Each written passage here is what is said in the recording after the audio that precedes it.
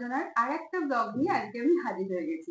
আর আজকে আমার সঙ্গে কে আছে সেটা নতুন করে পরিচয় দেওয়ার কোনো দরকার নেই, তবে তার সঙ্গে আমার একটি বিশেষ সম্পর্ক আছে, যার জন্য তিনি আমার প্রচুর আবদার মেটান, আজকেও মিটিয়েছেন। তো যাই হোক, বলো অপুদা কেমন আছে? সম্পর্কটাকে ক্লিয়ার কর। সেটা তুমি বলো। আরে তুই বলে কি রে? অপুদা অ্যাকচুয়ালি আমার নিজের তো দাদা। আমি অপুদার বোন, তাই জন্য প্রচুর উপদ্রব করি ফোন করে করে। অপুদা এত ব্যস্ত থাকা সত্ত্বেও মানে অপুদা আমাকে টাইমটা দিয়েছে, তার জন্য আমি অত্যন্ত কৃতজ্ঞ। আচ্ছা ঠিক আছে, শুরু করে এবার। আচ্ছা, আগে বলো কেমন আছো? প্রচুর ঘুরছো দেখতে পাচ্ছি। হ্যাঁ, মানে একটু যাতায়াত করছি, এই দুদিন আগেই বম্বে থেকে ফিরলাম। আচ্ছা, সেটা তো কাজে ছিল মনে হয়। না, তুমি প্রচুর ঘুরে বেড়াচ্ছ। হ্যাঁ, আমাদের একটা বন্ধু বান্ধবের সার্কেল আছে, যেটা আমরা ওই একটু গ্যাপ পেলেই চেষ্টা করি সবাই মিলে গাড়ি নিয়ে বেরিয়ে পড়তে। আচ্ছা, তো লাস্ট ট্যুর কি ছিল? লাস্ট ট্যুর ছিল প্রথমে পুরুলিয়া, যেদিন ফিরলাম সন্ধ্যাবেলা, পরের দিন ভোরবেলা সুন্দরবন। ওরে বাবা!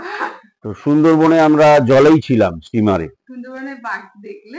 বাঘের পায়ের ছাপ দেখেছি, বাঘ দেখাটা বাকি সব দেখেছি, কুমির, পাখি, হরিণ, আচ্ছা, গোসাপ, কিন্তু বাঘের তাজা পায়ের ছাপ দেখা গেছে। আচ্ছা। আমরা দেখতে পাইনি, আমাদের পেছনে যে লঞ্চটি ছিল তারা দেখেছে। এ বাবা! ওটা ভাগ্য করে, ওই জন্যই সে বাঘ। দেখবো বললেই দেখা যায় না। Royal Bengal tiger. আমরা যেটা কথা বলে আমি প্রথমেই অপুদাকে বলছিলাম যে অপুদার তো নিজের যে জীবনী, সেটা নিয়েই একটা জীবনী লিখে দেওয়া যায়।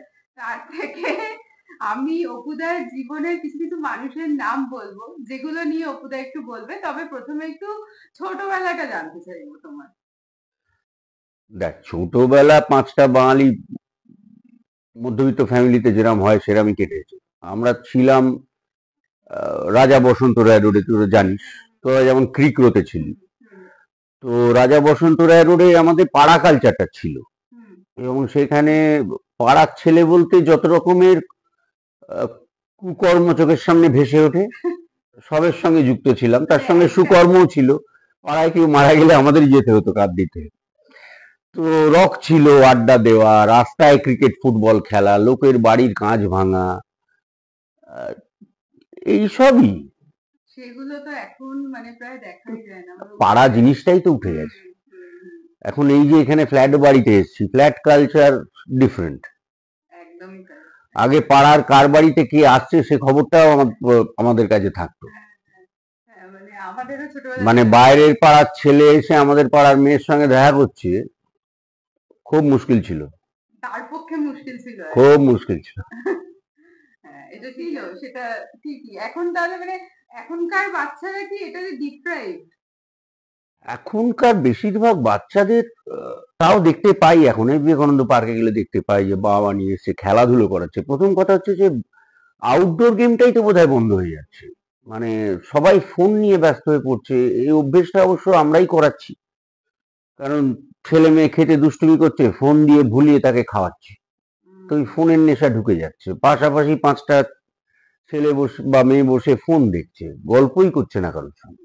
মানে আড্ডা দেওয়ার এটা, যারা যারা টিকিয়ে রাখতে পেরেছেন আড্ডা ব্যাপারটা, আমার মনে হয় তাদের বাচ্চা অনেক সুস্থ মানুষ হবে। আর বেনুদা নিজে থেকে অ্যাপ্রোচ করেছিল সত্যজিৎ রায়কে, যে আপনার বইতে যে ছবি ইলাস্ট্রেশন আছে, সোনার কেল্লা করার আগে সব থেকে বেশি আমি কিন্তু ফিট করি ফেলুদাতে, চেহারা, স্ট্রাকচার, গলা। তখন তো বেরোতে পুরো হিরো। এবং সেই বাবুদা কাস্টিং করলো, মানে সত্যজিতের কথা অনুযায়ী আমার মনে হয় তিনটে কাস্টিংই হলো, মানে সব্যসাচী চক্রবর্তী, রবি ঘোষ এবং আমি তার সঙ্গে জুড়ে গেলাম, সেইভাবে শুরু। রবি ঘোষ তো ক্যারেক্টারটাকে জাস্টিফাই করছিল একদম। কিন্তু করতে করতে এর মুশকিল হলো কি, একটা টাইম এলো, সন্তোষ দত্ত, সোনার কেল্লা, জয়বাবা ফেলুনাথ মারা গেলেন। রবি ঘোষ, বাক্স রহস্য, গোসাইপুর স্বর্গরম চলে গেলেন। হ্যাঁ, মানে ওই সময় একটা অনুপ কুমার, আমাদের যতকাণ্ড কাঠমান্ডু আর বোসপুকুরে খুন খারাপি, দুটো গল্প, চলে গেলেন। বাবুদা তারপর বলছিল আমার কাস্টিং করতে ভয় লাগছে। এক্স্যাক্টলি, এটা আমাদেরও মনে হতো যে আমার কাস্টিং করতে ভয় লাগছে, কাকে অ্যাপ্রোচ করবো সাহস করে। কি করে অ্যাপ্রোচ করবো এখন? লাস্টে বিভুদা বিভুদা অনেকগুলো টেনে দিলেন। তারপরে উনিও মানে না সেটা ঠিক আছে, হ্যাঁ দেখো সেটা একটা হচ্ছে যে একটা তো হচ্ছে হুম, জটায়ুর চরিত্রটা যে বয়সের, হুম, হুম, সেটা তো হুম, একটা ফ্যাক্টর। হুম, হুম, কিন্তু এদের দুজনের অবাক কাণ্ড, মানে দুজনেরই সিমটমস এক দেখেছিলাম আমি, মানে রবি জেঠু এবং অনুপ জেঠু, হুম, মানে বসে আছে শট দেবে, হুম, শট রেডি, অ্যাকশন, হুম, ঘুমিয়ে পড়েছে। এটা খুব মানে এই যে অক্সিজেন পৌঁছচ্ছে না ব্রেনে, হুম, মানে এইগুলো খুব ভয়ের কারণ ছিল। হুম। তখনকার দিনে বোধহয় এতটা সচেতনতাও ছিল না। আমি জানি না, মানে যাই হোক, সেইভাবেই তো সেটা হলো। এবং সত্যি কথা বলতে কি, আমার জীবনের এত বছরে এত কিছু করেছি তো, হুম, যতদিন ধরে তোপসে করেছি বাবুদার পরিচালনায়, হুম, ওই ফেজটা আমার জীবনের বেস্ট কেরিয়ার ফেজ বলে আমি মনে করি। কারণ সব থেকে আনন্দ করে কাজ তখন করেছি। একটু এক্সাম্পল দাও। এক্সাম্পল মানে তখন দেখ, বিভিন্ন জায়গায় যাচ্ছি একসঙ্গে, এবং এমন একটা ইউনিট, সন্দীপ রায়, ললিতা রায় এবং তার পুরো ইউনিট, হুম, তোর মনে হয় তুই বাড়িতেই আছিস, হুম, এবং তোকে দাঁড়াতে দেবে না ওই ইউনিটে। তুই ধর উঠে দাঁড়িয়ে আছিস, ওখান থেকে সন্দীপ রায়ের গলা শোনা যাবে, আমার একটা দাঁড়িয়ে আছে কেন, ওমা একটা চেয়ার চলে এলো। হুম, এবং লাঞ্চের আগে বুনি দিয়েছে, কি খাবে বলো তো আজকে। মানে এই জিনিসগুলো পুরো বাড়ির মতো। একদমই, মানে এটা অন্য কোনো ইউনিটে হয় না। আচ্ছা এবার একটু যেটা তোমার আরেকটা মাইলস্টোন সেটা হচ্ছে এক আকাশের নিচে। তো এক আকাশের নিচেটা নিয়ে একটু শুনি। ওইটা একটা ওয়ার্কশপের মতো করে একটা শুটিং হতো, মানে রবি ওঝা এবং তার পুরো টিম। আমি মনে করি যে কোনো একটা কাজ সাকসেসফুল হতে গেলে না, পুরো টিমটার একসঙ্গে হওয়াটা খুব জরুরি। হুম, সেটা কিন্তু এক আকাশের সময় হয়েছিল বলেই আজকে ওই ম্যাজিকটা হয়েছে, এবং সেটা এখনো লোকে দেখেন, মানুষ, হুম, ইউটিউবে। আমি নিজেও দেখি। এবং সেটা না টিম গেম ছাড়া হয় না, কারোর একার পক্ষে করা সম্ভব না। প্রত্যেকটি মানুষের যা ইনভলভমেন্ট ছিল, মানে এক আকাশের যখন স্ক্রিপ্ট আসতো, হুম, প্রথম কথা একটা গল্পের ব্যাংকিং থাকতো, আমরা জানি গল্পটা হুম, কোথায় হুম, যাচ্ছে, হুম, যেটা আজকের দিনে অসম্ভব। হুম, হুম, হুম, দিনের দিন আস্তে 20টা এপিসোডের ব্যাংকিং থাকতো, এবং আগামী 10টা এপিসোডের গল্প কোথায় যাবে আগে থাকতে ঠিক থাকতো। ধর হুম, সিন লিখে পাঠিয়েছে, হুম, সিনটা কিন্তু শুধু অ্যাক্টর এবং ডিরেক্টর পড়ছে তা না, সাউন্ড রেকর্ডিস্ট, ক্যামেরাম্যান, সবাই বসে সিনটা শুনছে যে কিভাবে ডিজাইন করব। কারণ এক আকাশের একটা টেকিং প্যাটার্ন ছিল, সব কটা সিন এক শটে হতো, খেয়াল করে দেখবি, হ্যাঁ হ্যাঁ হ্যাঁ হ্যাঁ ক্যামেরা যাচ্ছে, মানুষও যাচ্ছে, হুম, নড়ছে, ক্যামেরা যাচ্ছে, কোথাও কাটছে না, আচ্ছা, অনেকটা থিয়েটারের মতো। হুম, হুম, হুম, তো সেটার জন্য সবাই মিলে বসে সিন শোনা হয়েছে। এমনও হয়েছে সিন পড়ার পরে রবি রবি ওঝা বলেছে, বকবাস হ্যায়, কাহানি ক্যা বল রা হ্যায়, বলে বা সিন তৈরি হচ্ছে কম্পোজিশন এতে হচ্ছে। এবং লেখাও তৈরি হচ্ছে। तेरे को क्या लगता है तो तेरा कैरेक्टर अब क्या बोलना चाहिए, বল। এইভাবে একটা সিরিয়ালের শুটিং হয়েছে, এবং আমরা যে সময়টা পেয়েছি সেটা খুব খারাপ লাগে। আজকালকার দিনের নতুন নতুন ছেলেমেয়েরা যারা আসছে না, শেখার সময়টা তারা পায় না। ওদের দোষ দিয়েও লাভ ওদের নেই। একদমই দোষ দিই না, বরঞ্চ আমি মনে করি ওরা আমাদের থেকে অনেক বেশি তৈরি হয়ে আসে। হুম, হুম, মানে তাদেরকে এসেই ধরিয়ে দেওয়া হচ্ছে একটা 10 পাতার সিন, হুম, সে জানে না সিনে কি, এবার সেইখানে ইনস্ট্যান্টলি শট দিতে হচ্ছে, অনেক সময় সবাইকে পাওয়া যাচ্ছে না, আরেকদিন এসে আরেকজন ক্লোজ আপ দিচ্ছে, হুম। তাকে সেই অনুযায়ী রিয়াকশন দিতে হচ্ছে। ইটস ভেরি টাফ, এটা তো আমি নিজেও ফিল ইটস করেছি, আমি ভেরি টাফ, দেখি মানে ভেরি টাফ।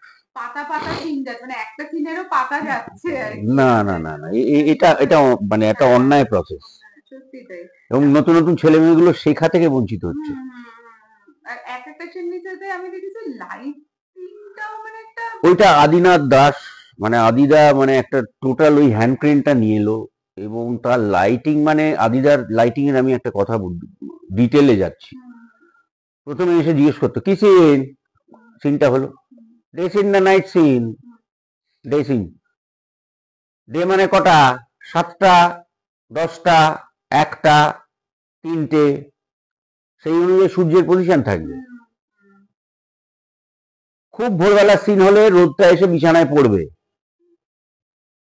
জানলা দিয়ে, 8টা বেজে গেলে লোদ আর থাকবে না, শুধু গ্লেয়ার আসবে,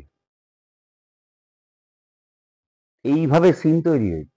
এত তো সময়ই নেই এখন, মানে একটা ফিক্স এবং আমরা যা সময় নিতাম, 18 ঘন্টা শুট করছি দিনে, ধর 18 ঘন্টা, 19 ঘন্টা, ফুটেজ 3.5 মিনিট।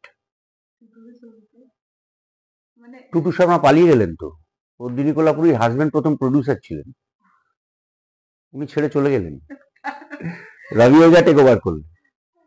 উনি তো সেই সাহসটা দেখিয়েছেন, তাহলে হ্যাঁ, তারপরেও কি ওইভাবেই হতো? তারপরে হয়ে যেত। এবং তার রেজাল্ট তো পরে দেখা গেছে, 1100 এপিসোড, হুম, 5.5 বছর, হুম, হুম, খুব কম সিরিয়ালের ওই রেকর্ড আছে। গোড়ার দিকে বোধহয় জননী টননী ছিল হয়তো। হুম, হুম, সেটাই। হ্যাঁ, এবার আর এই এক আকাশের থেকে কতগুলো মুখ মুখ, হ্যাঁ, আজকে একদম বাংলা ইন্ডাস্ট্রিতে দাপিয়ে বেড়াচ্ছে। দাপিয়ে বেড়াচ্ছে। কে নেই, সেটাই। হুম। আর ওখান থেকেই এখন একটা কথা আগে ছিল না, যারা সিরিয়াল করে তারা সিনেমা করে না, মানে এখন তো ওই আমাকেই তো শুনতে হয়েছে, তোমরা তো বাড়ি মানুষের বাড়িতে ঢুকে গেছো, তোমাদের দেখতে কেউ বাড়ি থেকে বেরোবে না হলে। সেটা যে কত বড় ভুল। কিন্তু আমি একটা জিনিস জানতাম, মন দিয়ে কাজ করে গেলে তার ফল একদিন না একদিন পাওয়া যাবে, কিচ্ছু করার নেই। তোমার যদি ভালো লাগাতে হয়, তুমি ছোট্ট জায়গাতেই ভালো লাগাতে হবে। কত ছবিতে 1 সিন 2 সিনের পাঠ করেছি। হুম, কিন্তু ক্যারেক্টারটা ভালো হতে হবে একদম। প্রথম ছবি কোনটা ছিল? আহ, সেই? না, রাজা মিত্রের নয়নতারা আচ্ছা, সিনেমা, আচ্ছা, এবং রাজা মিত্র এই কদিন আগে চলে গেলেন। আচ্ছা। উনি একটি জীবন বলে সৌমিত্র জেঠুকে নিয়ে একটি ছবি করেছিলেন, যেটা খুব মানে ক্রিটিক্যালি অ্যাক্লেমড হয়েছিল। তারপরে উনি করলেন, তার পেছনেও রবি ঘোষের অবদান। ওটা ওটা কোন সাল? 98, 97 হবে, বা 99 হতে পারে, যাই না। তখন তুমি অলরেডি টেলিভিশন করছি, এবং ওই বৈশাখী ঝড় থিয়েটারটা করছি। আচ্ছা, ওটাতেও রবি জেঠুর অবদান, মানে বাবা কোনোদিন কাউকে বলেননি আমার কথা। মানে তো সুবিধের জায়গাটা রবি। হ্যাঁ, রবি জেঠু সব, মানে আমি দেখেছি যে যখন আমি হিন্দি একটা কাজ পেয়েছিলাম শৈবাল মিত্রের, আমাদের কি বলে ওটা, ওই যে অর্ক অনিমেষ মাধবীলতা বললাম, যাই হোক, তো সেই হিন্দি সিরিজটা করতে করতে দেখলাম একদিন রাজা মিত্র এলেন, শুটিং দেখছেন, আমি চিনি না, আমি বললাম ওনার কি এসছেন নতুন দেখলাম আজ, বললো ইন্ডি ডিরেক্টর রাজা মিত্র, রবি একটু পাঠিয়ে দিয়েছে, দেখে আয় তো কিরম করছে, সেই অনুযায়ী তুই যদি মনে হয় তাহলে তুই ওকে নে। তো এইভাবে আহ, মানে আমার জীবনে রবি ঘোষের অবদান প্রচুর। এটা খুব শোনা যায় যে সবাই নাকি ওই যে রিল হয় না, ইনস্টাগ্রামে ফেসবুকে নাচ গান করছে, তারপর সেখানে ফলোয়ার আছে, সেই সব দেখে নাকি কাস্টিং করা হচ্ছে। মানে এটাই কি তোমার মনে হয় যে সত্যিকারের অভিনেতা অভিনেত্রী পাওয়া যায়, তৈরি হয়? কি বলি, বললেই কন্ট্রোভার্সি তৈরি হবে। আরে তুমি আমার মনে হয় না এভাবে, দেখ তাহলে তো রিলে যাদের ফলোয়ার বেশি তাদের তো দাপিয়ে কাজ করা উচিত ছিল হ্যাঁ, সিনেমায়, হুম, তো কোথায়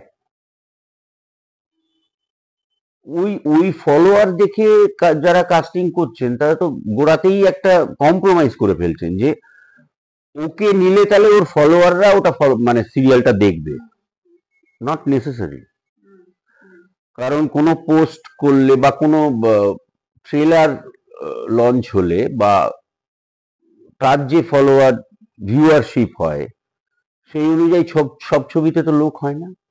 একদমই তাই। তুমি তো নিজে সোশ্যাল মিডিয়ায় নেই, তোমার বোধহয় ইনস্টা আর ফেসবুকটা কেউ হ্যান্ডেল করে। হ্যাঁ, হ্যাঁ, তো ফেসবুক আমার নিজের অ্যাকাউন্ট না, আমার পেজ আছে একটা। পেজ পেজ, হ্যাঁ। তো ওই আহ, ওইটা দেখে তোমাকে তো তৈরি করতে হয়েছে, তারপর তুমি তো ওইসব নিয়ে আসোনি। না, কেউই আসেনি। হ্যাঁ, এটা হয়তো যুগের হাওয়া, এইভাবেই চলছে। হুম, সেটাই। কোনোদিন কেউ ভুল বুঝতে পারবে, তারপর আবার ঠিক হবে সবকিছু। আচ্ছা, হ্যাঁ, মানে সেটাই। সেটাই। এখানে আমার মনে হয় যারা সিলেক্ট করছে তাদেরই মানে লস। তাদেরই মেন লস, সেটাই ব্যাপার।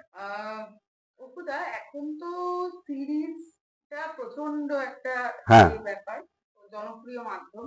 তো যেটা তোমায় জিজ্ঞেস করছিলাম যে সিরিজ আর সিনেমার মধ্যে তুমি ডিফারেন্সটা কি বলবে?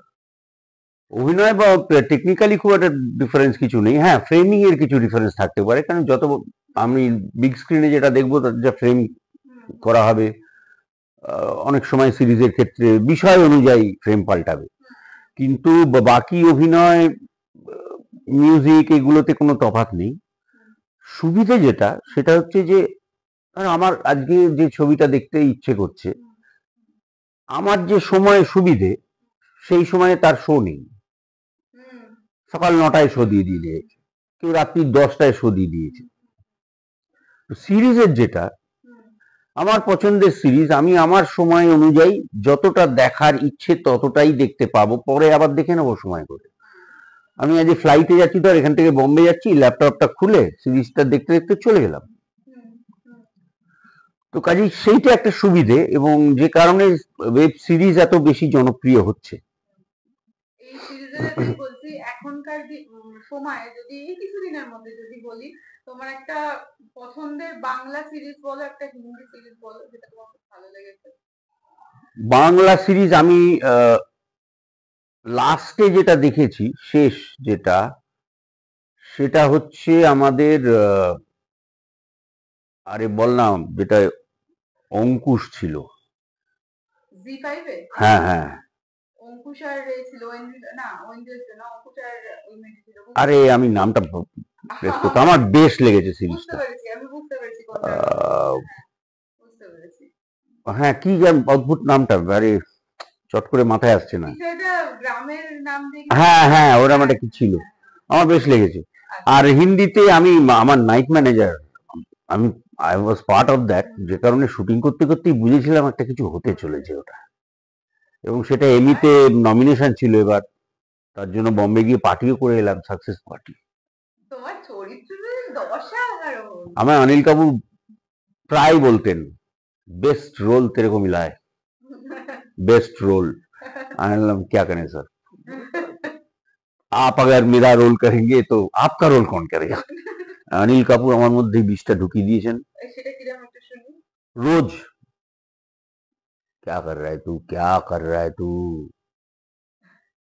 तेरे में पॉसिबिलिटी है, बहुत काम करना है तेरे साथ, क्या कर रहा है तू, तू शाहरुख को देख, सलमान को देख, सिक्स पैक्स लेके घूम रहा है, तेरे से क्या 2 साल बड़ा होगा, তাতে কি হয়েছে, এবার তুমি খাবার কমা আর নইলে জিমে আয়।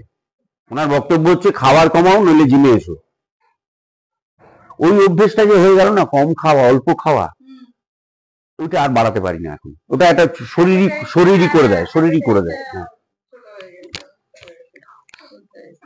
আচ্ছা, এবারে আরেকটা তোমার মাইলস্টোন যেটা জাগ্গা জাসুস, ওটা নিয়ে কথা বলি। আরে ওটা way ahead of is time, হ্যাঁ, ওটা নিয়ে ভবিষ্যৎ কথা বলবে। হ্যাঁ, আমি যেটা মনে করি ওই রকম লিরিক্যাল একটা ছবি, ওর মেকিংটার সঙ্গে আমি একমাত্র অ্যাডভেঞ্চার অফ টিনটিনের তুলনা করতে পারি, স্পিলবার্গ যেটা করেছেন। ওটা কি মনে হয় যে তোমার সময়ের আগে বানানো হয়েছে? সময়ের আগে, এবং আমাদের কি বলে, মিউজিক্যাল দেখার মতো মেন্টালিটি আমাদের তৈরি হয়নি। ওই জন্য তোমার ব্যাড লাগ হচ্ছেটা একটু। এবং যারা যারা দেখেছেন তারা মানে খুব প্রশংসা করেছেন, খুব প্রশংসা। আমি একদিন প্রিয়া সিনেমায় গিয়েছিলাম দেখতে, চুপচাপ দেখেছি যখন, আর দাদুল দা ওখান থেকে অরিজিৎ দত্ত প্রিয়ার মাইকে অ্যানাউন্স করে দিয়েছে, আমি বসে আছি ওপরে দুষ্টুমি করে, আমি বক্সে গিয়ে বসেছিলাম। হ্যাঁ, হ্যাঁ, হ্যাঁ। তারপর যারাই মিট করেছেন, বহুত বড়িয়া পিকচার এর দাদা, ওয়ান্ডারফুল ওয়ার্ক, কিন্তু সেইভাবে লোকে দেখতে গেল না। বুঝতে পারিনি, হ্যাঁ। আমি জানি না মানে কেন। ভবিষ্যৎ কথা বলবে এই ছবিটা নিয়ে, ওটা তো একটা মানে এরপরে সিকুয়েলও হওয়ার কথা আছে, করবে, অনুরাগ বাসু করবে। অনুরাগ আমার বলেছে আমি একদিন না একদিন এর সিকুয়েলটা করবো দাদা, আগে একটু ছোটখাটো ছবি বানিয়ে নি। এই এখন যেটা আমরা করছি মেট্রো ইন্দিনো, এটার তোমার মেট্রো ইঞ্জিন, ওটার একটুখানি ক্যারেক্টারটা যদি একটু বলা যায়। ক্যারেক্টারটা খুব একটা বলছি না, আমি তো কাস্টিংটা বলছি খালি, মানে আমি যাদের সঙ্গে কাজ করেছি। আমি আর Neena Gupta husband wife, Anupam Kher, নীনাজির college friend.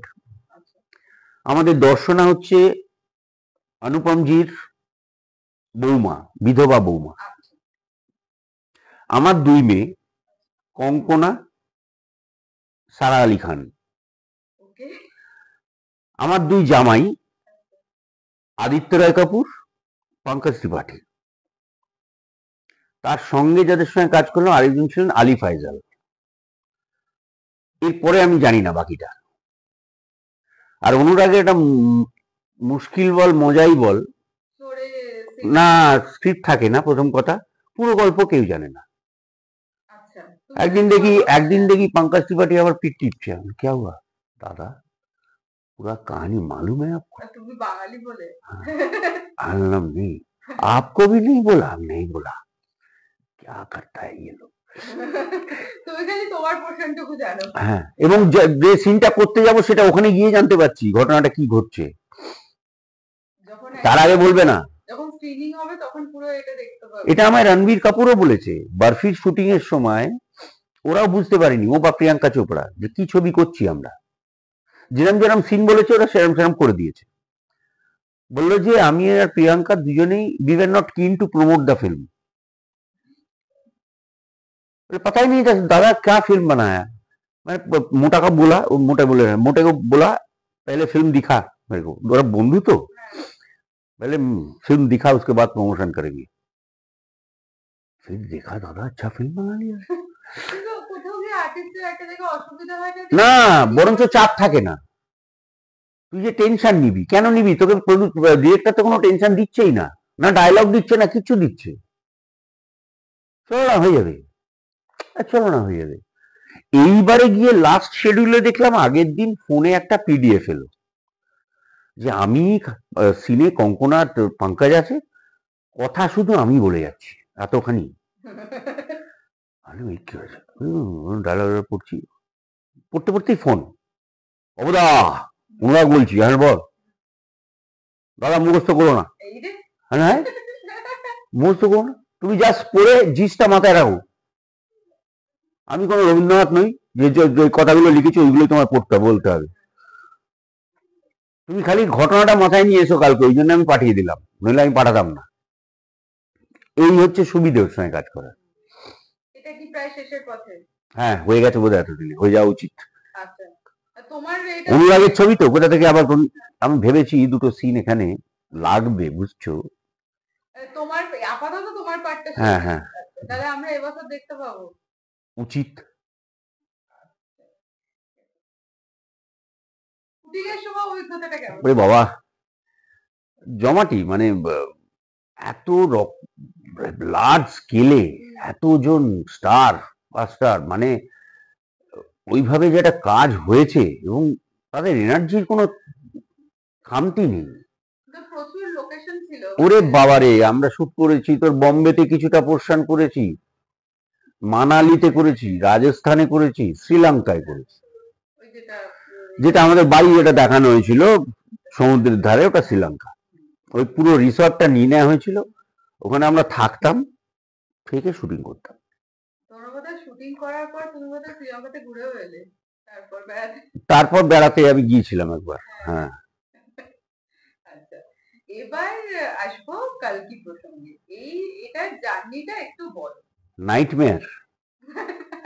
হ্যাঁ মানে একটা পুরো সিনেমা করছি এমন একটা ভাষায় যার অ কখ আমি জানি না। আমি প্রথমে জিজ্ঞেস করেছিলাম ওয়াই মি, আমি কেন এই প্রজেক্টটায়।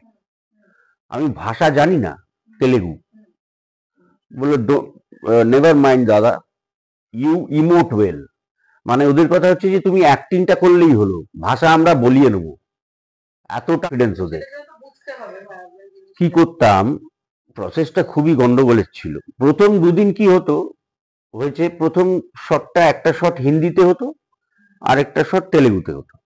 হিন্দি শটটা দিয়ে একটা আইডিয়া মাথায় থাকতো, এরপর ওয়ার্ড গুলো ম্যাচ করতাম, যেটা পরে করতাম যে ওরা আমার জন্য একটা ইংরেজিতে পুরো তেলেগুটার ডায়লগটা লিখে দিত আর তলায় ইংলিশে পুরো ডায়লগটা লিখে দিত। এবার আমি একটি ছেলেকে নিয়ে বসতাম গিয়ে ভ্যানে, তেলেগু এই শব্দটা ইংলিশের কোন শব্দ? তুই প্রসেসটা বুঝতে পারছিস? প্রচন্ড হেক্টিক। মানে আমি প্রথমে মানে গিয়েই আমি আমার সঙ্গে প্রথম যেদিন দীপিকা পাড়ুকোনের শট, আমার মুখ দিয়ে প্রথম প্রশ্নটা ওকে ছিল, ডু ইউ নো তেলেগু? বললো no sir, I don't know. Thank God, thank God, নইলে পুরো অ্যাটেনশনটা গালাগালটা আমি খাবো। সমান ভাই ভাগ করে গালাগাল খাই আমরা, কি আছে, মনে মনে দিক, তাহলে সবাইকে দেবে, আমাকে একা দেবে না তো। তার মধ্যে তোমার কস্টিউম, ওরে নড়াচড়া করা যায় না ওটা নিয়ে।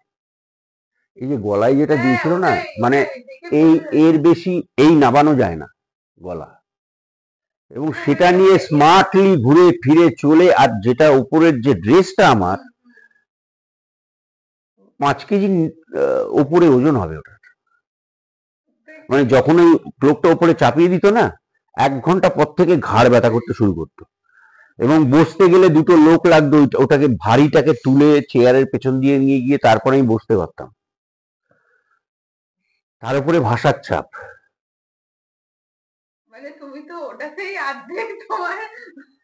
তার উপরে সামনে এরা, এই কমল হাসান, ওখানে অমিতাভ বচ্চন, ওখানে প্রভাস, এখানে দীপিকা পাড়ুকোন। আমি বললাম না, প্রথম শব্দটা আমার বেরিয়েছিল নাইটমেয়ার। তোমার মানে এই যে আমি জাস্ট জিজ্ঞেস, যেহেতু এরকম একটা চাপের কাজ, এটা কতদিন ধরে হয়েছিল? 1.5 বছর তো বটেই, 1.5-2 বছর। 1.5-2 বছর ধরে, মানে কদিন কদিন করে মোটামুটি শুটিং থাকতো? ওরম মনে নেই, মানে কোনো ফেজে হয়তো 3 দিন, কোনো ফেজে হয়তো 5 দিন, তার থেকে বেশি তো কন্টিনিউ করা সম্ভব না, যে জিনিসটা তুমি বললে। এবং বিভিন্ন সেট, তার আলাদা আলাদা সেট, তামঝাম কম না, সেটের তামঝাম কম না, কারণ পুরোটাই তো প্র্যাকটিক্যালি ব্লু স্ক্রিনের এগেনস্টে শুট করা। খালি আমার নৌকোটা আমি আমার হাতে পাচ্ছি, আমার বন্দুক টন্দুকগুলো হাতে পাচ্ছি, এর বেশি কিছু। এই যে আগুন এসে গোলা আসছে, এইসব তো পুরোটা ইমাজিনেশন। হুম, হুম, হুম, হুম। মানে প্রত্যেকটাই মানে একে কস্টিউম, ভাষা, তার কোনো সঙ্গে ব্যাপারটাই সোজা না, মানে হচ্ছে না, মানে বুঝে যে করছি টোটালটা, তার জন্য যে সময়টা দিতে হচ্ছে, মানসিক চাপ প্রচুর। এরপরে একটা ওরকম আবার আসছে। না, আমি বলবো যে আমি হিন্দিতে কথা বলবো, আপনারা তেলেগু কাউকে দিয়ে ডাব করিয়ে নেবেন, এবং সেটা ডাবিং আমাকে দিয়েই করিয়েছে আবার। হ্যাঁ, সেটা তো বললে তো। আমি বললাম যে আই হোপ, মানে আমার লিপ টিপ গুলো ঠিকঠাক গেছে, যাতে যিনি ডাবিং করবেন তার সুবিধা হবে। বললো why you won't dub? Me, I don't know the language, I have already forgotten the dialogues. বললো don't worry sir, you have spoken well, you should dub your own voice. হ্যাঁ, কি বলবি বল, এত ভরসাটা আর নিতে পারিনি আমি। ওরা বুঝতে পেরেছে এর উপর ভরসা করা যায়। আর আমার ভেতরে যেটা চলছে সেটা তো বুঝতে পারছে না, কত রেজাল্টটা দেখছে। যাই হোক, ওরা বুঝতে পারে সবকিছু, ওরা তো স্টাডি করেই তোমাকে নিয়েছে। না, সেই বিষয়ে কোনো সন্দেহ নেই, ওরা। না, এবার এই যে এনাদের সঙ্গে একটু সম্পর্ক, আমি তো জানি যে মানে ওদের প্রফেশনাল দিকটা জানি যে ওরা প্রচন্ড প্রফেশনাল, কেমন কিছু মানুষের নাম বলছে, এরা মানুষ হিসেবে কেমন একটু বলো। কামাল হাসান। গলাই পাওয়া যায় না, পাশে বসে কথা বলছি,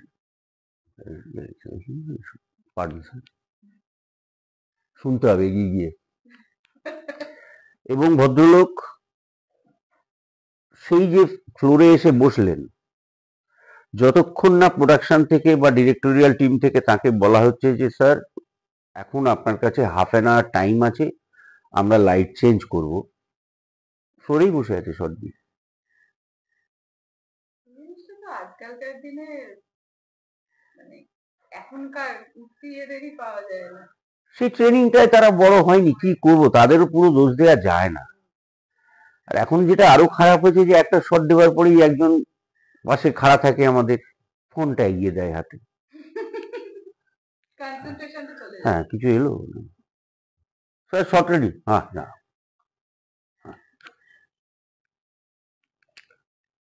আমি তো ফ্লোরে ফোন নিয়ে ঢুকি না, তোমার তো ফোন ছিলই না। বাইরে নিয়ে গেলে যেটা থাকে সেটা আমার ভ্যানে থাকে, হ্যাঁ, তাও ফ্লাইট মোডে। সন্ধেবেলা করে একবার করে অন হয়, বাড়ির সঙ্গে কথাবার্তা বলে আবার ফ্লাইট মোডে চলে যায়। একজনের নাম বলতো প্রভাস। অত্যন্ত ভদ্র, এবং কতটা ভদ্র তো, ওটা ওটা একজন সুপারস্টার, সাউথে সুপারস্টারদের ভগবান বলে মনে করে লোকে। হুম, হুম, হুম। মানে যেদিন ওর শুটিং ছিল না হুম, সেদিন আমার সঙ্গে কমল স্যারের সিন হচ্ছে, ও শুটিং দেখতে এলো, এসে বসে রইল সারাদিন যে কমল স্যার কিভাবে শট দেন। এবং আমি যখন প্যাক আপ হয়ে গেছে, প্যাক আপের পরে যে কদিন ওর সঙ্গে এক দুদিনই আমার সঙ্গে সামনাসামনি কাজ হয়েছে, কারণ বেশিরভাগ সময় সাজেশনে কাজ হয়েছে। ধর আমি চলে যাব, ডিরেক্টর বললো স্যার একবার গুড বাই কাকে যাই, আমি বলবো, বাত কর রে প্রডিউসারের সঙ্গে বসে কথা বলছে প্রভাত। নেই sir, nothing will happen, he will feel bad if you don't say goodbye. আমি গেছি, আমি যেই পাশে গিয়ে দাঁড়িয়েছি, হাই হাই প্রভাস, সাত উঠে দাঁড়িয়ে হাত এরকম, স্যার। তো বডি ল্যাঙ্গুয়েজই বলে দেবে একটা লোকের। কেন বড় হয়েছিল? আচ্ছা, দীপিকা পাড়ুকোন। ও বাবা, প্রথম দিন আমার শট ছিল দীপিকার সঙ্গে, অন্নপূর্ণা স্টুডিও হায়দ্রাবাদ। আমরা দুজনেই প্রায় ওই 10টা 10:30 নাগাদ স্টুডিও রিচ করেছি। এবং আমি রেডি হয়ে গেছি, দীপিকাও রেডি হয়ে গেছে। দীপিকার কোনো কারণে শটটা নিচ্ছে না, আমি ওই 11টা নাগাদ থেকে শট দিতে শুরু করেছি। আমি আমার মেকআপ রুম থেকে বেরিয়ে শট দিতে যাচ্ছি, দীপিকা মেকআপ রুমের বাইরে ওর মেকআপ আর্টিস্ট ও স্পট সব নিয়ে বসে গল্প করছে। আমার বললো sir you are going for the shot, আমি যা ওকে। আমি আমার শট দিয়ে ফিরে চলে এসেছি। আমি আবার পরে ডায়লগ বা সিনে ওরের পার্টটা পড়ছি, আবার আমাকে ডাকতে এসেছি। আমি আবার sir again they have called you, yes sir, okay sir. আমি গিয়ে আমার শট দিয়ে আবার ফিরে এসেছি। এইভাবে বিকেল 5টা বেজেছে, তখনও ওকে ডাকেনি। এবং লাস্ট টাইম যখন স্যার বারবার আপকো বুলা রে না, মুঝে নেই বুলা, কিন্তু কোনো বিরক্তি থাকলেও সেটা মুখে নেই, কোনো ট্যান্ট্রামস নেই। ও জানে আমি প্রফেশনাল, আমাকে যদি বসিয়ে রেখেছে আমি বসে আছি। এবং লাস্ট যেদিন ওর সঙ্গে শুট করি, যেদিন ওকে অত্যাচার করার সিনগুলো হয়, চুলের মুঠি ধরে নিয়ে যাচ্ছি, সেটা ও তখন রিয়েলি প্রেগনেন্ট। হ্যাঁ, এবং আমরা বম্বে গেছি শুটটা করতে, ও হায়দ্রাবাদ আসতে পারবে না। আর যখন আমি রিহার্স করছি সেই সময় রণবীর সিং ঢুকেছে শুটিং। আমি দেখলাম টোটাল অরেঞ্জ একটা কি ঢুকলো, হ্যাঁ, টুপি অরেঞ্জ, জামা অরেঞ্জ, প্যান্ট অরেঞ্জ, জুতো অরেঞ্জ, এবং ঘড়ি বেলটা পর্যন্ত অরেঞ্জ। বললাম hi sir, how are you, I am Ranbir. আমি নাম শাশ্বত, আই নো স্যার। এরপর রিহার্সাল দেখছি যে এইসব ঘটনাগুলো হবে। স্যার थोड़ा संभाल के, अरे नहीं नहीं don't worry, don't worry, dangerous shot में बॉडी डबल रहेगा, यू डोंट वरी। पीछे से जो बैक से जो शॉट होगा सब बॉडी डबल, किंतु फ्रंटल तो थोड़ा बहुत करना पड़ता। हाँ सर, दैट्स ओके। और সারাক্ষণ বউকে পাহারা দিয়ে রয়ে গেল ওখানে। আচ্ছা, এবার একজন মানুষের নাম নেব, সেটা হচ্ছে অমিতাভ বচ্চন। প্রচুর তোমার অ্যাসোসিয়েশন। দেখ, আমার প্রচুর খুব একটা নয়, আমি বার দুয়েক তিনেক এইটা শুট করতে গিয়ে আমার সঙ্গে ডাইরেক্টলি কোনো শট ছিল না, সব সাজেশনে হয়েছে, কারণ ওনার শটগুলো আলাদা, সকলের থেকে আলাদা করে প্লেটে আমার যতদূর ধারণা শুট করা হয়েছে, কারণ ওনাকে 8 ফিট দেখাতে হবে। এবং ওনার পাশে প্রভাসকে ওনার কাঁধে লেগেছে, প্রভাস কিন্তু যথেষ্ট লম্বা এবং মিস্টার বচ্চনের হাইটের, সে কারণে মিস্টার বচ্চনের শটগুলো সব আমার মনে হয় আলাদা করে তোলা, প্লেটস করে। তো কাজে আমার সঙ্গে মিস্টার বচ্চনের সত্যি কথা বলতে কি দুবার সামনাসামনি। এক হচ্ছে 79-এ বোধহয় দিলীপ কুমার 11 ভার্সেস উত্তম কুমার 11 ইডেনে ক্রিকেট ম্যাচ হয়েছিল। আমার বাবার কাছে একটাই শর্ত ছিল, তোমরা ম্যাচ খেলছো খেলো, আমি হোয়াইট বর্ডারে বাবাদের প্র্যাকটিসও দিয়েছি বোলিং টোলিং করে। একটাই উদ্দেশ্য ছিল, অমিতাভ বচ্চন এবং রেখার অটোগ্রাফ আমার চাই। কে উত্তম কুমার ছিড়ি না তখন, উত্তম ভিডিও শুটিং করে, বাবাও শুটিং করে, ছাড় নাই, ঘটনাটা বলছি। আরে গেঁয়ো যোগী ভিক পায় না, সোজা কথা। তখন সারা ভারতবর্ষ কান ঢাকছে। তো যাই হোক, তো আমার বলছে আমি তো খেলা তো দেখতে যাবই, আমার ড্রেসিং রুমেও যেতে হবে, কিন্তু হ্যাঁ সামনাসামনি নেব। আরে ঠিক আছে চল। তো গেছি, গিয়ে অটোগ্রাফ, মানে সেই প্রথম দেখলাম, ড্রেসিং রুমে ঢুকলাম, তুমি, অমিতাভ বচ্চন তখন সদ্য বোধহয় জন্ডিস থেকে উঠেছেন। তো নিচে একটা বিন ব্যাগে বসে আছেন, পাশে রেখাজি বসে আছেন। তো বাবা ঢুকে জিজ্ঞেস করলেন, hi Amit, how are you? বলো, আচ্ছা দাদা, ঠিক আছে, my son, oh hello, how are you? হাতটা এরকম করে ধরে ওটাই তো ব্যাস, অটোগ্রাফ খাতা এগিয়ে গেল, সাইন হলো, পাশে রেখাজি, অটোগ্রাফ খাতা এগিয়ে গেল, সাইন হলো। পাশে কে আছে না আছে আমি দেখছি না তখন, আমি বেরিয়ে যেতে যাচ্ছিলাম, বাবা খপ করে হাতটা ধরে, পাশে আরেকজন বসেছিলেন, আমি ইচ্ছে করেই নামটা বলছি না, বাবা বললেন, কোনো আর্টিস্টের সামনে অন্য কোনো আর্টিস্টের থেকে অটোগ্রাফ নিয়ে তার অটোগ্রাফ না নিয়ে যাবে না, অসভ্যতা ওটা। ওটা অসভ্যতা, অসম্মান করা হয়। আমি তার কাছ থেকে অটোগ্রাফ নিলাম। এবার আমি বেরিয়ে যেতে যাচ্ছি, খাড়াক করে দরজাটা খুললো, সুইং ডোর। একজন ঢুকলেন, ফর্সা টকটক করছে গায়ের রং, প্রায় সোনালি চুল, সোনালি একটা ফ্রেমের রেব্যান, এভিয়েটার, সাদা জামা, সাদা প্যান্ট, হাতে একটা ক্রেপ ব্যান্ডেজ বাঁধা, একটা অরেঞ্জ রঙের হাফ জ্যাকেট। আমার না অটোমেটিক্যালি খাতাটা চলে গেল। ভদ্রলোকের নাম বিনোদ খান্না। মানে আমার মনে হলো তখন যে এরকমও পুরুষ মানুষ দেখতে হয়, মানে হ্যান্ডসামের চূড়ান্ত যাকে বলে না, এইখানে অমিতাভ বচ্চন বসে আছে ভাব। আমি ওনার দিকে তাকিয়েছি হাঁ করে। এরপরে যেটা বুঝলাম, উত্তম কুমার কি ছোট করে বলেনি, সবাই মাঠে, হঠাৎ দেখি সব আর্টিস্টরাই মাঠে, খেলা শুরু হবে, স্টেডিয়াম হা করে উঠলো। কে? সবাই তো অমিতাভ টমিতাভ সব তো দাঁড়িয়ে রয়েছে ওখানে। ওমা, তখন দেখি উত্তম জেঠু একটা চেক কোট পরে, একটা হ্যাট, একটা এগিয়ে যাচ্ছে, কি না আমি উনি বলটাকে ব্যাট দিয়ে ঠুকে দেবেন, খেলা চালু হবে, উনি নিজে খেলবেন না, তাতে ইডেন কাঁপছে। এটা কত কত সাল? ওই 79। এই হচ্ছে, তখন বুঝলাম যে হ্যাঁ উনি কে, তারপরে বুঝেছিলাম চলে যাবার পরে, একদম। রাস্তায় যেটা দেখেছিলাম তারপর বুঝেছিলাম উত্তম কুমারকে, যেটা দেখেছিলেন। এবং দেখতে শুরু করলাম তারপর, এখনো দেখে চলেছি। যাই হোক, এরপরে আমার অমিতাভ বচ্চনের সঙ্গে আমার একদিন সুজয় দা, মানে সুজয় ঘোষ ফোন করলেন, যে শোন এখানে বড়বাবু, আমার আবার অমিতাভ বচ্চনকে বড়বাবু বলে, বড়বাবু আমি যে ছবিটা করেছি তিন, তার একটা স্পেশাল স্ক্রিনিং করছি সাউথ সিটিতে, তো বড়বাবু দেখতে চেয়েছেন বব বিশ্বাস কে করেছে। আমি তাই বললাম, হ্যাঁ, ফিল্ম ইন্ডাস্ট্রি থেকে আর কাউকে ডাকছি না, যারা এই ছবির সঙ্গে যুক্ত তাদের কিছু লোক থাকছেন, আর তুই আর তোর বউ যাবি। জান ঠিক আছে যাবো। তো গেছি, তা ওনাকে দেখতে স্বাভাবিকভাবেই পাবলিক তো ঠেকিয়ে রাখা হয়েছে, এই করা হয়েছে, তাই করা হয়েছে, তো আমরা তো সব এড়িয়ে গেছি। আমার বউ কে সুজয় দা আলাপ করেছে মাই সিস্টার বলে, বউ পাশে বসে ছবি টবি তুলেছে, প্রণাম টনাম করেছে, এবং আমি ছিলাম সামনের রোটা, উনি পেছনের রোটা। আমায় বললো, হ্যাঁ হি প্লেড বব বিসওয়াস। আচ্ছা sir, I am Saswata Chatterjee. Yeah I know sir, my father's name is Subhendu Chatterjee. পুরো মুখটাই পাল্টে গেল, কারণ বাবাদের ছবি রিমেক করেছেন, উনি অভিনয় করেছেন, বাবাদের সিনিয়র, তো সেই করে অনেক মাথায় হাত টাত দিলেন, আমি প্রণাম করলাম, মাথায় হাতটা হাত দিয়ে তারপর সিনেমা দেখতে বসেছি। এবার আমার এইটা seat, last but one row, ওনার লাস্ট রোয়ে এই ডায়াগোনাল সিটটা।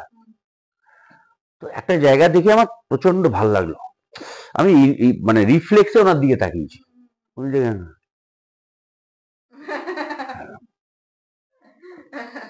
তো এইসব হয়েছে, কিন্তু আমার গিয়ে ছবিটা তোলা হয়নি। এই যে আবার যাবো, ভেতর দিয়ে ঢুকবো, ওনার পাশ, বিদীপটা ছিল, বিদীপটা আমার বললো, কি রে তুই ছবি তুলবি না? না আর ডিস্টার্ব করবো না, যদি ক্ষমতা থাকে একদিন পাঠ করে দেখাবো সঙ্গে, যদি হয় ভাগ্যে।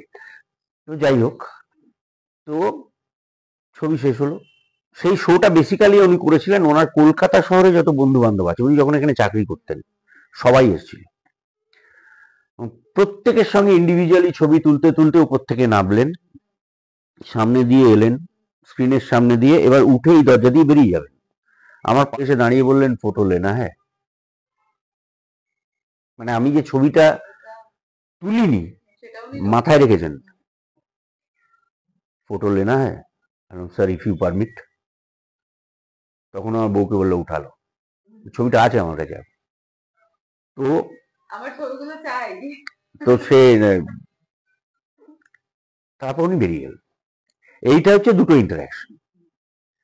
কালকিতে অ্যাকচুয়ালি অমিতজির সঙ্গে আমার কোনো সামনাসামনি সিন ছিল, কিন্তু ওনার প্লেট আলাদা তোলা হয়েছে। আমি যেদিন শুট করেছি সেদিন উনি ছিলেন না, ওনার বডি ডাবল ছিল, কিন্তু কমল স্যারের সঙ্গে শুট করেছি।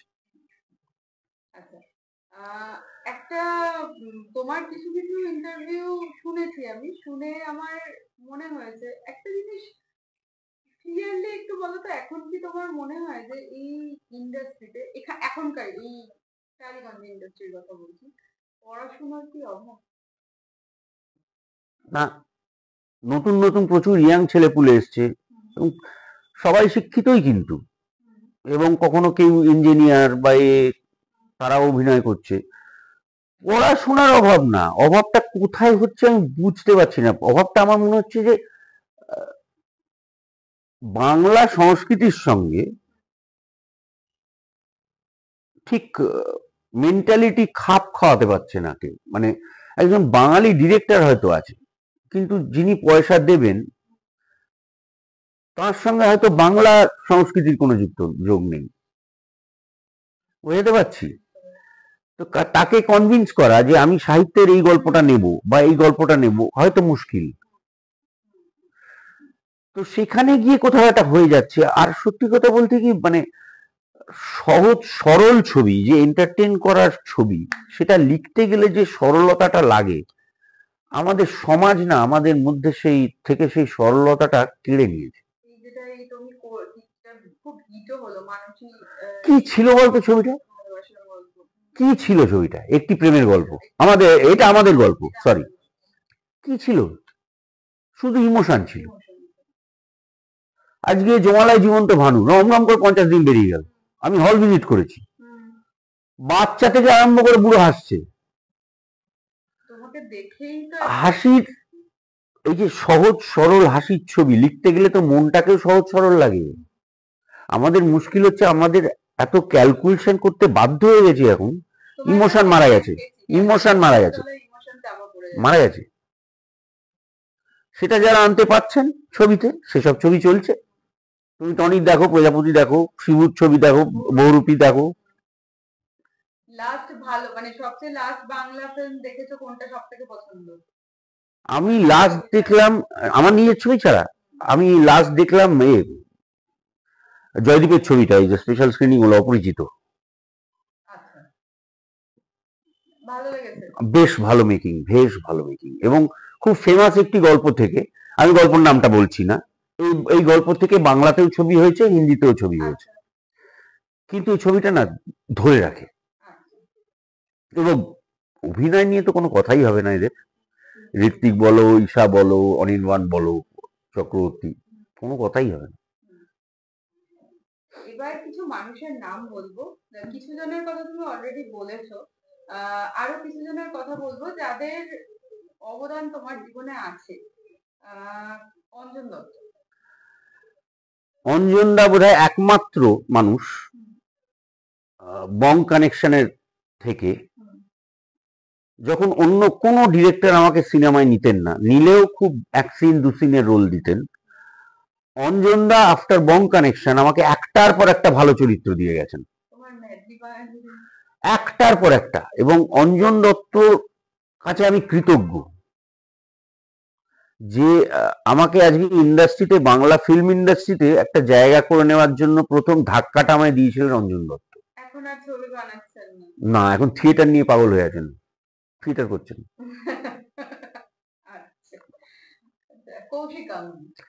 একটা টাইমে প্রচুর টেলিফিল্ম করেছি এবং দুটো অসম্ভব ভালো ছবি আমি কৌশিকের করেছি। একটা হচ্ছে কেয়ার অফ স্যার, আর একটা হচ্ছে রং মিলন্তি। এই দুটোই আমার কাছে মনে হচ্ছে ইউনিক ছবি দুটো। এবং কৌশিকের সঙ্গে আমি একটু চূর্ণির কথাটা অ্যাড করে দিতে চাই।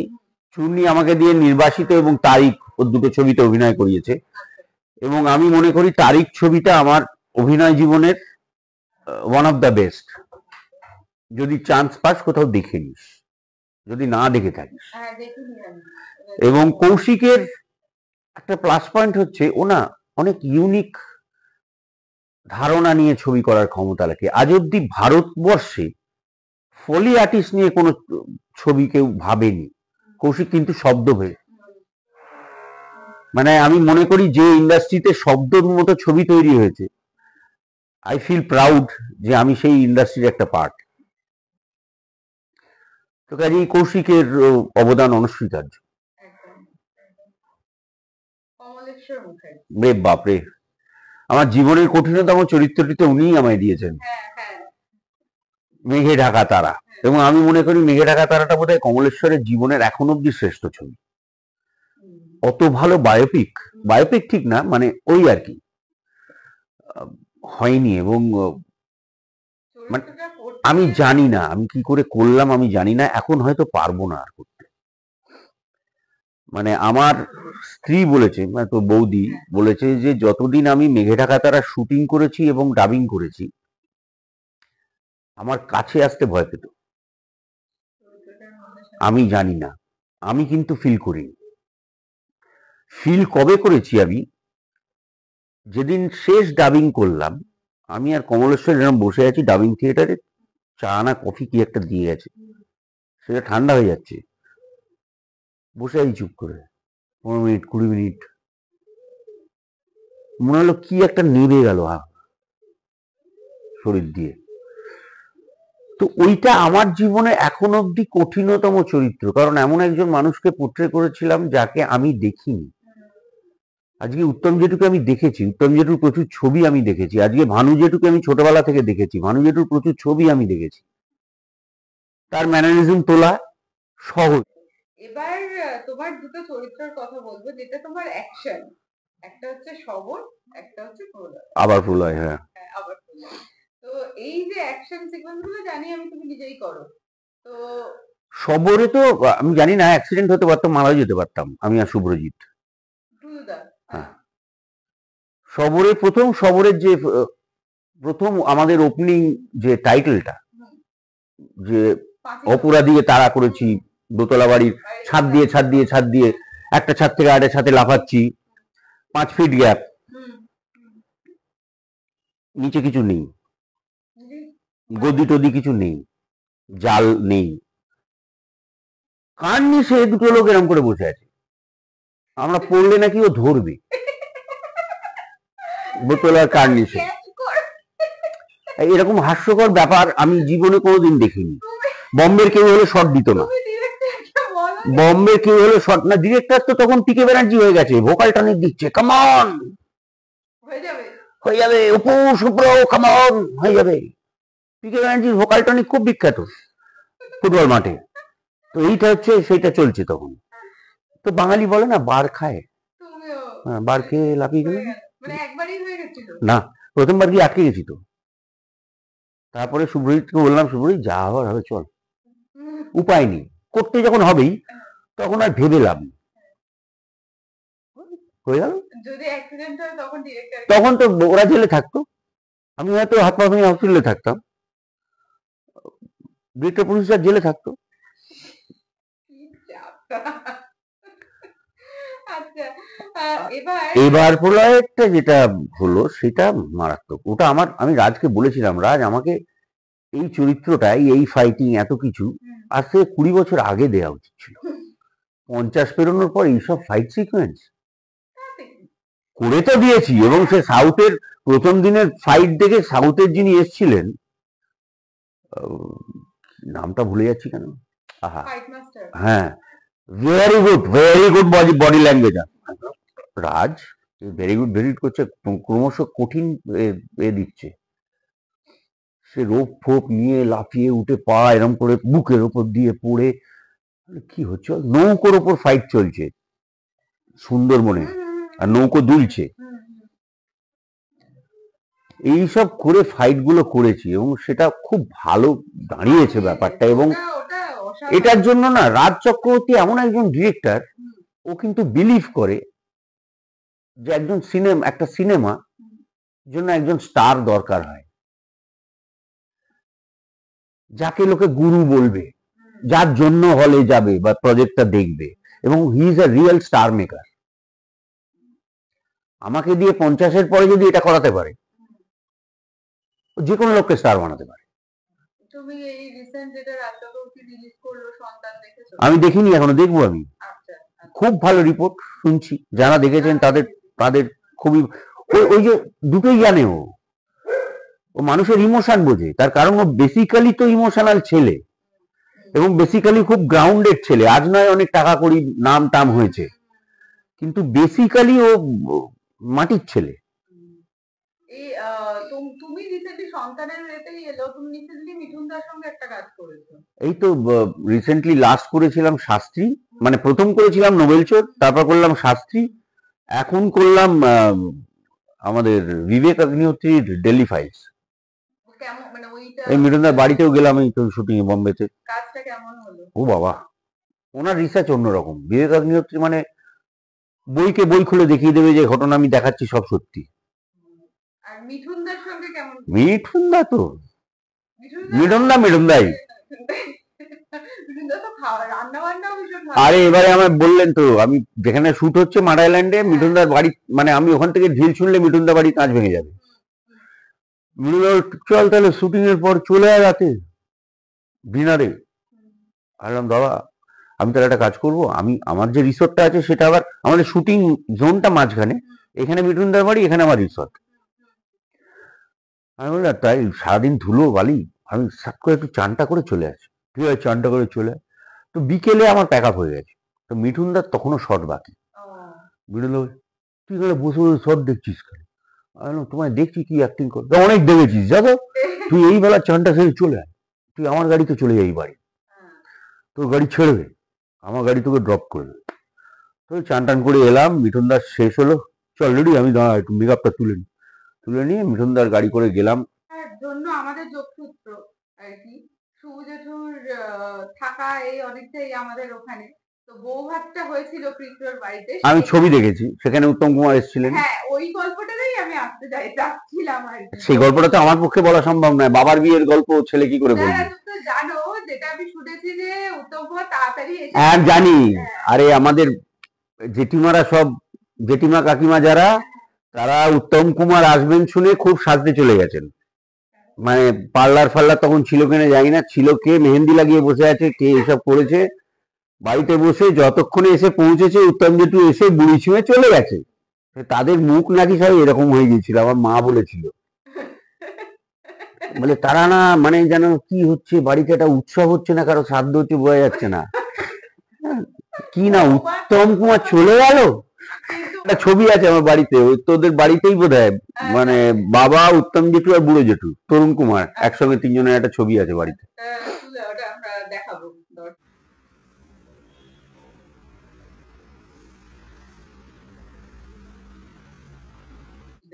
আচ্ছা, এবারে একটা জিনিস একটু অন্যরকম প্রশ্ন করছি।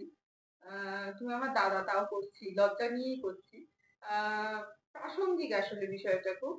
এখন এই ইন্ডাস্ট্রিতে বলো, এই বাংলা ইন্ডাস্ট্রির কথাই বলছি, বিভিন্ন মানুষের প্রচন্ড ডিভোর্স, হ্যানা ত্যানা, এক্সট্রা ম্যারিটাল, এইসব আমার নাম না নিয়েই বলছি, সবাই জানে অনেক কিছু হচ্ছে, কিন্তু তার মধ্যেও তুমি আর বৌদি এই যে সাকসেসফুলি এতদিন একসঙ্গে আছো, এবং আমার যেটা প্রশ্ন সেটা হচ্ছে সম্পর্কটা টিকিয়ে রাখার জন্য কি যোগ? একে অপরকে স্পেস দেওয়া, খুব বেশি নাক না গলানো। কারণ দেখ, আমার কাজের জায়গা তো একটা আলাদা জায়গা, ওর কাজের জায়গায় আমি কখনো ইন্টারফেয়ার করি না, বরঞ্চ ও অনেক বেশি চেনে আমার ইন্ডাস্ট্রির লোকজনদের, আমি স্কুলের কাউকেই চিনি না, প্রিন্সিপাল ম্যাডাম একদিন ছাড়া। তো কাজেই আমি যখন আউটডোরে যাই, ও তখন আমার পেছন পেছন যায় না। এই যে একে অপরকে স্পেস দেওয়া এবং কোথাও গিয়ে একটা ভরসা রাখা, এছাড়া আর কি আছে? মানুষ তো রে বাবা লোক আমরা সবাই। আর বউদের একটা ব্যাপার আছে, এদের একটা, কোথায় আর যাবে, ঘুরে ফিরে তো এখানেই আসতে হবে, এই মেন্টালিটিটা। সেই মেন্টালিটিটা যদি, সেটা তো সবার, মানে সবারই থাকতো যদি, তাহলে তো এত সেপারেশন। দেখ এখন সেপারেশন কেন হচ্ছে, দেখ দুজন মানুষ ছাড়া তারা জানে না, বাইরে থেকে আমরা অনেক কিছু প্রেডিক্ট করতে পারি, আসলে সেই দুজন মানুষ ছাড়া কেউ আসল কারণ জানে না। যে তার তরফ থেকে এটা কেন হলো আর ওর তরফ থেকেই বা এটা কেন হলো। তার কারণ এই দুজন ছাড়া আর কেউ জানে না। তাই আমরা বাইরে থেকে মাথা ঘামিয়ে কি করবো? কাউকে যদি হেল্প করতে পারি করবো, যদি সম্ভব না হয়। তুমি কি কোথাও গিয়ে বলবে এই যে আরো সাকসেসফুলি তুমি যে রাইসটা করলে বিয়ের পরে, তার পেছনে বৌদির তো নিশ্চয়ই একটা বিশাল বড় অবদান থাকে, আছে? না, বৌদি তো আমায় কাজ এনে দেয়নি। কি আশ্চর্য! না, সাপোর্ট। বৌদি, হ্যাঁ, সংসারের সাপোর্টটা বৌদি পুরোপুরি। এবং আর সত্যি কথা বলতে কি, আমার চেক কত আসছে, কোথায় ব্যাংকে কি টাকা আছে, বা ও জানে বেশি, আমি জানি না। আমাকে রিসেন্টলি বাইরে যেতে হয়, ইন্টারন্যাশনাল গেলে নাকি ক্রেডিট কার্ডের সুবিধে পাওয়া যায়, সেই জন্য এখন একটা ক্রেডিট কার্ড করিয়েছি। তার আগে আমার একটা ডেবিট কার্ড ছিল, এবং তাতে আমি যখন আমার কিছু দরকার হতো আমি জিজ্ঞেস করি এতে টাকা আছে কত, এগুলো তো বিশাল বলে আছে, আমি কিনে নিলাম। এটাই হচ্ছে কন্ট্রোল, আমি অ্যালাউ করেছি। তাই আমার ব্যাংক থেকে আজকে 5,000 টাকা যে ডেবিট হয়েছে, সেটা অন্য কোনো বলে কোথায় গেছে 5,000, কার কাছে গেছে, এসব ইন্টারফারেন্স নেই। এটা বলে লাভ নেই, বৌদি ভীষণই ভালো আর ভীষণ মিশুকে এইসব কন্ট্রোল কন্ট্রোল। কোন স্বামী আজকে ক্যামেরার সামনে বলবে আমার বউ ভীষণ ভালো নয়? আন কত বড় কে আছে দেখি। আচ্ছা, এবার একটু হিয়ার সঙ্গে, মানে তোমার মেয়ের সঙ্গে তোমার কেমিস্ট্রিটা শুনবো। আমাদের তুই তোকারির সম্পর্ক। ও বাইরের লোক থাকলে, যদি না থাকে, আমাদের সঙ্গে তুই তোকারি করে কথা বলে দুজনকে। হ্যাঁ, বাবা শোন, এবং ও জীবনে কোনো বয়ফ্রেন্ড এলো কি গেল, ও মার সঙ্গে ডিসকাস পরিষ্কার। এবং আমাকে খালি বলে, আমি জিজ্ঞেস করলে বলে, তুই কি আজকে খাচ্ছিস দয়া করে রাত্রিবেলা? বলো না, আমরা তো বেরোচ্ছি। বলে কি করি, কে ওর এখন দাদা বেরিয়েছে, কার বন্ধু? হ্যাঁ, বললো তো আমার দাদা বেরোলো ক্রিকোর ওই ওই সাইডে। হ্যাঁ, আর ওরা বন্ধু বান্ধবদের মধ্যে নিজেদের মতো আছে। পড়াশোনাটা ভালো করে যতক্ষণ দিন করেছে, গ্রাজুয়েশন ফার্স্ট ক্লাস পাস করেছে। এবার কে কোথায় সুনিধি চৌহান আসছে, কোথায় এ আসছে, অরিজিৎ সিং শুনতে যাচ্ছে, বন্ধু বান্ধব, ও নিজেদের মতো। প্রচন্ড ভালো নাচে। হ্যাঁ, ও নাচ শিখছে, এখনো নাচে। এই যে গেল, এখন জিমে গেল, এরপর নাচের ক্লাসে যাবে। প্রচন্ড ডায়েটিং করছে, কি করছে ওই জানে। না, আমি ওকে ইনস্টাতে ফলো করি, ওর ডান্স গুলো দেখবো বলে। না, খুব ভালো ডান্স করে, খুব সুন্দর। যেটা আমার বাবার কোনোদিনই হলো না। আমি কারণ জোয়ারকে না করেছি হ্যাঁ, ওই ক্যারেক্টারটার জন্য। হ্যাঁ, অবভিয়াসলি।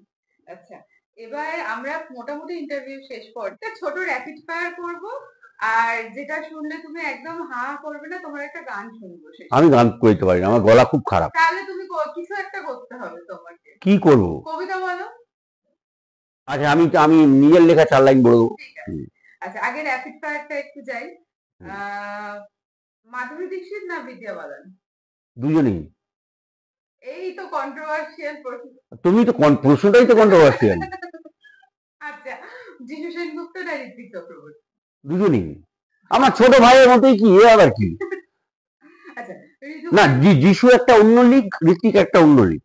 হ্যাঁ, আমি তোমার মুখে বলতে শুনেছি, মানে তুমি যিশুকে, ঋত্বিক ভয় পাই না, আমার ভালো লাগে যখন আমার উল্টো দিকে কোনো ভালো অ্যাক্টর থাকে। আমি যে কারণে সবসময় খরাজ মুখার্জি, রজতব দত্ত, ঋত্বিক, এরা যদি আমার পাশে থাকে, আমার খুব মনে হয় যে আমার নিজের স্ট্যান্ডার্ডটাও বাড়বে। আর যিশুকে যদি আমাদের বাংলা ফিল্ম ইন্ডাস্ট্রি যিশুর মতো করে ইউজ করতো না, আর যিশু বাংলা ইন্ডাস্ট্রিতে অন্য জায়গায় থাকতো।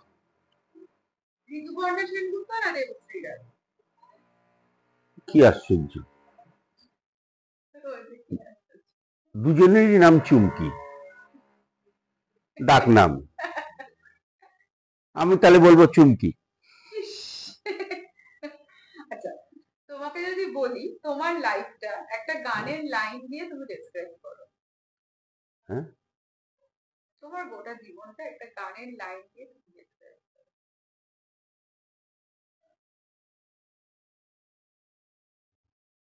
ওই মানে আমার লাইফটা ডেসক্রাইব করা খুব মুশকিল গান দিয়ে।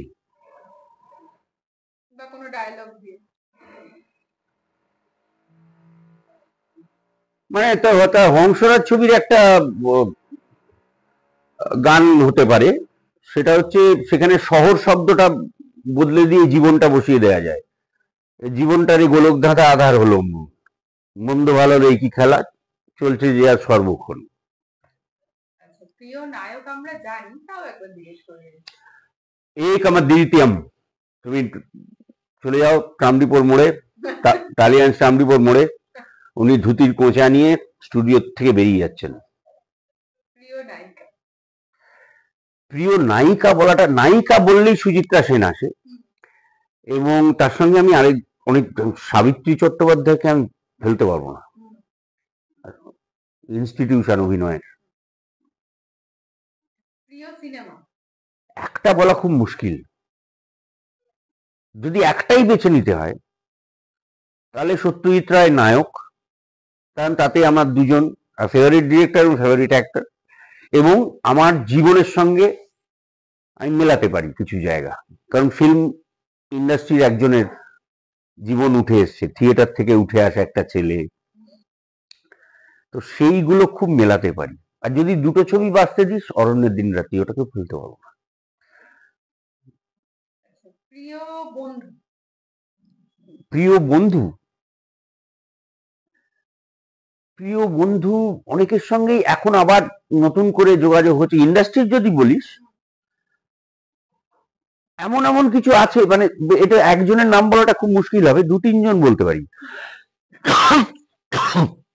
এক ধর অনিন্দ্য ব্যানার্জি বলে একজন, সে কিছুদিন ডিরেকশনও দিয়েছে, কিছুদিন প্রোডাকশনেরও কাজ করেছে।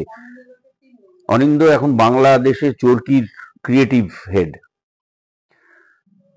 বা রনি, রজতাভ দত্ত।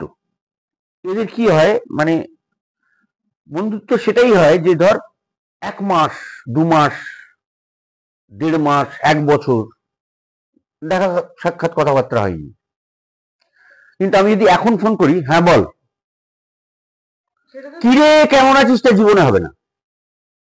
সেটা তো তুমি নিজেও মেনটেন করো, তোমার সঙ্গে 2 বছর কথা না হলেও তুমি ওরম ভাবেই বলো হ্যাঁ বল। হ্যাঁ, মানে সে মনে থাকে।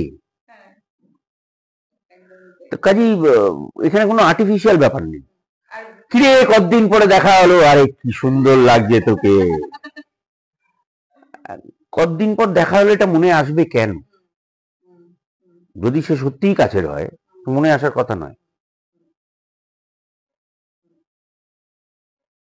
আর এখন বলিউডে যেহেতু অনেকেই কাজ করছো, বলিউডের কথা যদি কাউকে বলি, প্রিয় বন্ধু, ভালো বন্ধু। প্রিয় বন্ধু বলবো না, মানে দাদার মতো, মাঝে মধ্যে হোয়াটসঅ্যাপে কথা হয়। একজন দাদার মতো, একজন ছোট ভাইয়ের মতো। একজন হচ্ছে অনিল কাপুর, আমার সঙ্গে হোয়াটসঅ্যাপে কথা হয় মাঝে মধ্যে। আর একটি হচ্ছে নমশী, মানে মিঠুনদার ছোট ছেলে। আচ্ছা, আচ্ছা, আর ইদানিং পল্লবীর সঙ্গে হচ্ছে কাজ করতে গিয়ে, পল্লবী যোশী। আচ্ছা, আচ্ছা, আচ্ছা, প্রিয় খাবার। বাঙালি খাবার, সমস্ত ধরনের। কারণ আমি মনে করি একমাত্র ভাত, ডাল, মাছের ঝোল ঠান্ডা খাওয়া যায়।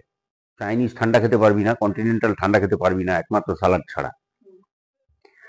ভাত ডাল ঠান্ডা হলেও খাওয়া যায়। যেহেতু আমাদের ইন্টারভিউটা আমরা এবার শেষ করতে চলেছি, তো তুমি তোমার যেটা বলেছো, তোমার লেখা কবিতার লাইন দিয়ে। বাপরে, সে কবিতা কোথায়, একটা, হ্যাঁ 4 লাইন বলতে পারি। হ্যাঁ, সেটাই শুনি। সে একটা টাইমে হয় না, পাকা বাংলা বাঙালিরা সবাই কবি হয়ে যায়, প্রেমে পড়ুক বা তুমি না তো ভালো পড়ুক, ছবিও আঁকো। সেসব ঠিক আছে, একটা টাইমে ছিল সব অভ্যেস। তো তখন লিখেছিলাম খুব, মানে বিরহের, মনে করে ভেবেছিলাম ফাটিয়ে দিয়েছি কবিতাটা, এখন জানি না কিরম লাগে। কাছে এসে তুমি দূরে ঠেলে দাও, কাছে এসে তুমি দূরে ঠেলে দাও, মনে সংশয় আনো, কে? প্রেম। তুমি যেন সাগরের ঢেউ, ভাঙবার পরে টানো। আমি এরপরে আর বেশি কিছু বলবো না। আবার অপুদার সঙ্গে আবার আমি অপুদাকে জ্বালাতন করে আবার পরের বছর আসবো অপুদার ইন্টারভিউ নিতে।